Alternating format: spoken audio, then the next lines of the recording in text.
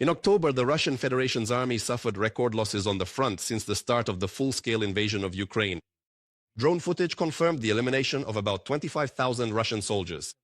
Vladimir Zelensky reported this at a briefing following the meeting of the Supreme Commander-in-Chief's staff.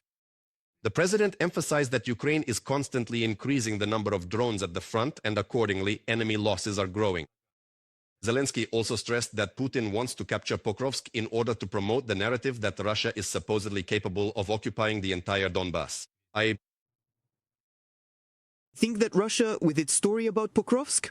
I think Russia, with this whole story about Pokrovsk, do you know what it will try to do to the maximum? It is very afraid of strong decisions being made by the United States if it does not achieve success on the battlefield. That's why it's so important for Russia to do everything it can to actually capture Pokrovsk, and in any way possible to show success on the battlefield, whether that's advancing on Vovchansk or doing something else. They need to show success. Then they can try to reclaim their narrative. Like, we told you we would capture Donbass. I think this could also affect sanctions, meaning their postponement. The armed forces of Ukraine continue to disrupt the Kremlin's plans to capture Pokrovsk, holding the defensive and repelling assaults by Russian occupiers. According to the General Staff of the Armed Forces of Ukraine, 138 combat engagements have already been recorded on the front since the beginning of the day. More details about the situation on the front line are coming up in the report. Russian troops are trying to enter Pokrovsk in small sabotage groups. Ukrainian paratroopers reported this and added that the enemy is expecting reinforcements. One of these sabotage and reconnaissance groups tried to infiltrate the village of Hryeshyne, northwest of Pokrovsk. The occupiers disguised themselves in civilian clothes but were eliminated as they approached the settlement. This is confirmed by Russian attempts to establish logistics from the southern side of Pokrovsk. In particular, in this area, the enemy tried several times to transfer personnel using vehicles and motorcycles. Ukraine's defense forces did not allow this to happen.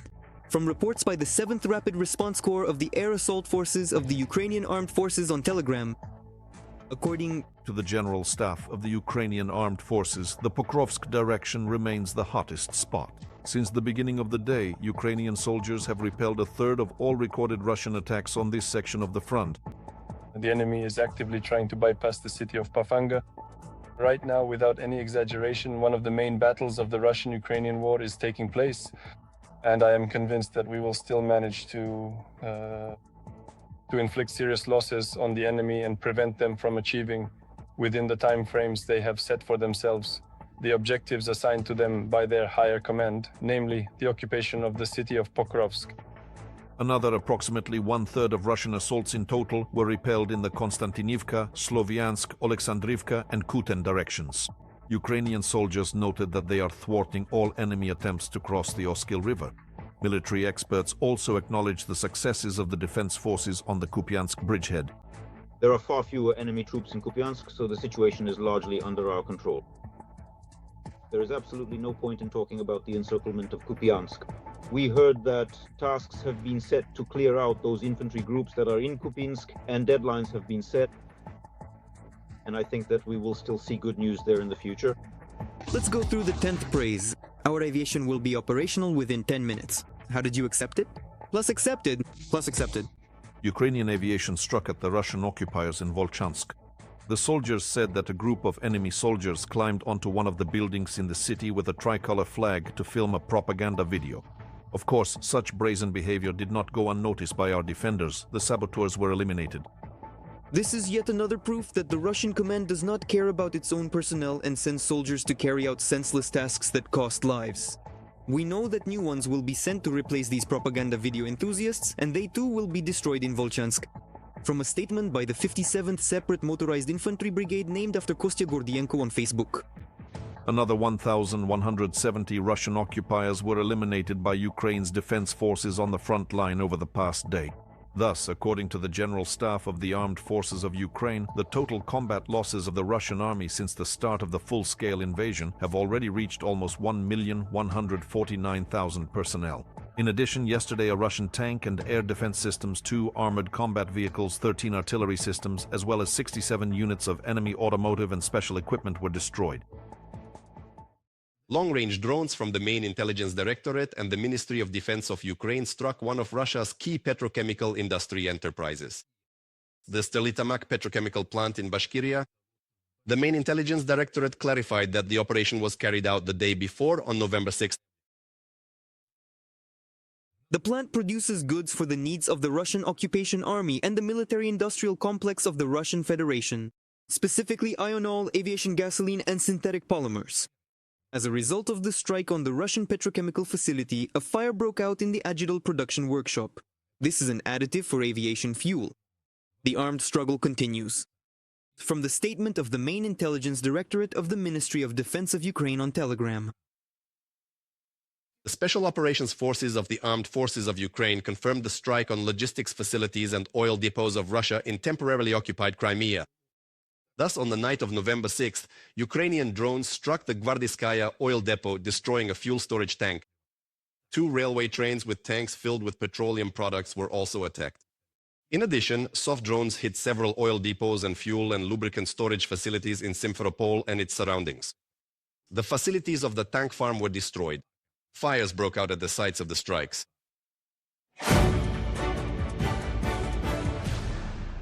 US President Donald Trump and Hungarian Prime Minister Viktor Orban held a meeting in Washington where the head of the Hungarian government arrived on a visit. At a press briefing, Orban surprised everyone by stating that his country is the only one in Europe that wants to end the war in Ukraine. And when Trump asked him directly, Orban was forced to admit that Ukraine could win the war with Russia. In turn, the US president stated that he would like to keep Budapest as a possible venue for a new meeting with Putin and emphasized that he is considering lifting sanctions on Hungary regarding the purchase of Russian oil. They are in a complicated situation. Of course, we are considering this issue because it is very difficult for them to get oil and gas from other regions. After all, as you know, Hungary has no access to the sea or to ports. By the way, there is another country with the same problem. But if you look at Europe, many countries do not have such problems. However, they buy a lot of oil and gas from Russia. Nevertheless, Hungary's only oil refinery, MOL, has stated that it is ready to give up Russian oil. According to Bloomberg, this statement, made on the eve of Viktor Orban's visit to the US, was a turning point. After all, for many months in a row, the Hungarian Prime Minister and MOL claimed that the country had no alternative to Russian oil. Now, however, the company has stated that if supplies through the Druzhba pipeline via Ukraine are halted, an alternative could be the pipeline from Croatia, which would allow MOL to meet 80% of its refineries' needs. The American sanctions against Russian oil companies are working. US President Donald Trump stated that Russian oil exports have dropped significantly. According to experts' estimates, the sanctions imposed by the United States, the United Kingdom, and the European Union at the end of October against Russian oil companies Rosneft and Lukoil could deprive the Kremlin of up to $5.5 billion in monthly revenue and significantly impact the military capabilities of the Russian Federation. Details in the report. Oil exports from Russia have noticeably decreased, stated the President of the United States in response to a journalist's question about the effectiveness of the U.S. Treasury's sanctions against Russian oil companies. Donald Trump also once again emphasized that he still hopes for a swift end to Russia's war against Ukraine. We would simply like to see the war come to an end. We would very much like this war to end. That's why we believe that at some point, they will act very wisely and do it. And yes, Russian exports have significantly decreased. American sanctions against Rosneft and Lukoil have not yet fully come into effect, but they are already causing serious damage to the Russian economy. The two sanctioned Russian oil giants account for about 2/3 of the 4 million barrels of crude oil that Russia exports daily. Now Lukoil needs to sell 3 refineries and about half of its roughly 5,000 gas stations worldwide. And there isn't much time to do it. Starting from November 21st, the company could face serious fines. However, finding buyers has also proven to be not so easy. The Swiss oil trader Gunvor refused to purchase the Russian company's international assets due to concerns about attracting U.S. sanctions. So in reality, it's important to understand that these sanctions have a delayed effect. The economy and business are very inertial processes, and by and large, the first serious consequences for Rosneft, Lukoil, and the budget will be seen no earlier than December this year, and in fact, the real impact will be felt next year. At that point, the collapse in oil and gas revenues could accelerate to as much as 35 to 40%. So this is a serious matter. According to Ukrainian intelligence, Russia's losses from the blocking of global companies' cooperation with Rosneft and Lukoil will amount to at least $50 billion a year. American sanctions will probably come into effect on November 20th, 2025, unless there are any unexpected changes. After these sanctions, according to our data, Russia will lose $50 billion next year. And we expect that the key countries which have increased their exports, that we and the US will work together to minimize imports of energy resources from Russia as much as possible. It turns out that Russia's main partners are making its situation more difficult. For example, India is demanding another discount from its supplier. Additional discounts on Russian oil for New Delhi and Beijing have already reached $15 per barrel. Taking these concessions into account, Moscow is now selling Brent crude oil for less than $50 per barrel. At the same time, both New Delhi and Beijing are gradually reducing their purchases. The largest buyer of Russian crude oil, Reliance Industries Holding, has announced that it is preparing for large-scale cuts in imports of Russian raw materials. According to traders, Chinese state giants such as Sinopec and PetroChina are staying on the sidelines, having cancelled some Russian shipments after the U.S. imposed sanctions on Rosneft and Lukoil last month. Smaller private oil refineries, known as teapots, are also holding back, fearing penalties similar to those faced by Shandong Yulong Petrochemical Cobras, which was recently blacklisted by the United Kingdom and the European Union. From a Bloomberg report. Will Poland replace Russian energy resources in Slovakia? Polish President Karol Nawrocki stated that Warsaw is ready to supply American gas to Slovakia. Perhaps one of the few players in the market still hoping for Russian oil is Hungary, experts say. Earlier, Prime Minister Viktor Orban stated that during his visit to the United States on November 7th, they would try to persuade Donald Trump to allow Budapest to continue purchasing Russian energy resources. According to Bloomberg, in exchange, Orban is allegedly offering Washington lucrative contracts for the supply of American liquefied natural gas to Hungary, as well as nuclear fuel for the Hungarian nuclear power plant, which currently operates on Russian energy resources. Yulia Granovskaya for Freedom TV channel.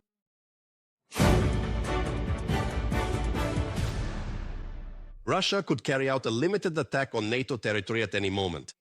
This was stated by German Lieutenant General Alexander Solfrank in an interview with Reuters. According to him, this could be a small attack near the border of the Russian Federation. Whether Moscow decides to do this will depend on the positions of the Western allies. He added that the Kremlin's goal is both to provoke NATO and to assess the alliance's response. We have powerful armed forces. Under our protection are the land, air, sea, cyber information space, and outer space. And all the capabilities we already have today will be further strengthened. That is, they will be modernized and brought in line with our plans so that, if necessary, we can truly defend our country successfully. In the coming months, Latvia will deploy autonomous drone interception systems on its eastern border. This is a development by a Latvian company. The equipment, using artificial intelligence-based data, can autonomously track and neutralize approaching aerial threats. I should note that in recent weeks, NATO countries have been on high alert following drone flights and other aerial intrusions, including over a Belgian military airbase, as well as over the airports of Copenhagen and Munich, and also in the Baltic region. The interceptor drone uses radar data to search for targets in the air. It catches up to these targets and sends a request to the operator for interception confirmation. Then the system autonomously pursues the target and detonates its warhead in close proximity to it or kinetically strikes the target. The key feature of this device is that it is autonomous and significantly cheaper than the targets it pursues. Sweden is conducting military exercises ahead of the deployment of NATO forces in Latvia. The maneuvers are taking place in the south of the country. The goal of the air defense units is to improve the troops' tactical ability to detect and neutralize aerial targets in a timely manner, including drones and helicopters. About 500 Swedish soldiers will be sent to Latvia in January next year. The country's Ministry of Defense called this an important step in strengthening the collective defense capabilities of Sweden and NATO, especially in the Baltic region.